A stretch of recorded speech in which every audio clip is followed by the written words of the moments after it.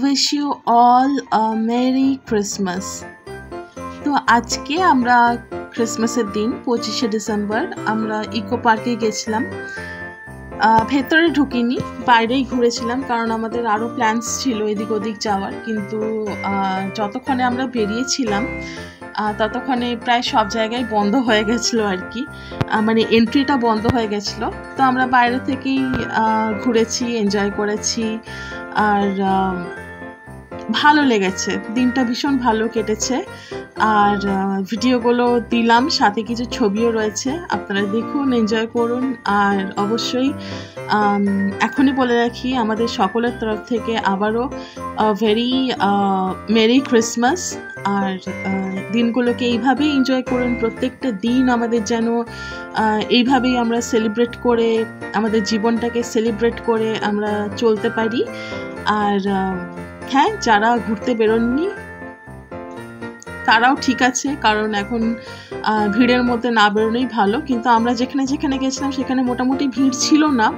Eco পার্কের কাছে ভিড় ছিল, কিন্তু ভেতরে যেহেতু অতিরিক্ত ভিড় ছিল সেই জন্য আমরা অতটা টাইম নিয়ে অ্যাকচুয়ালি এগিয়ে যাইনি।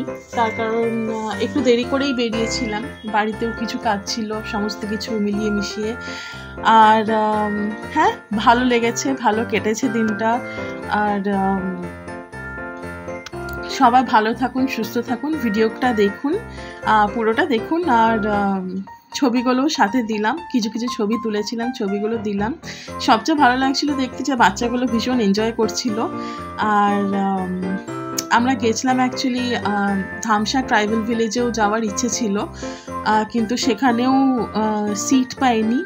আর বাকি অন্যান্য জায়গায় যেগুলোতে যাওয়ার কথা ছিল সেগুলোও বন্ধ ছিল, কারণ দেখতেই পাচ্ছেন সন্ধ্যাবেলায় বেরিয়েছিলাম এবং খুব তাড়াতাড়ি ওগুলো বন্ধ হয়ে যায় এন্ট্রিগুলো।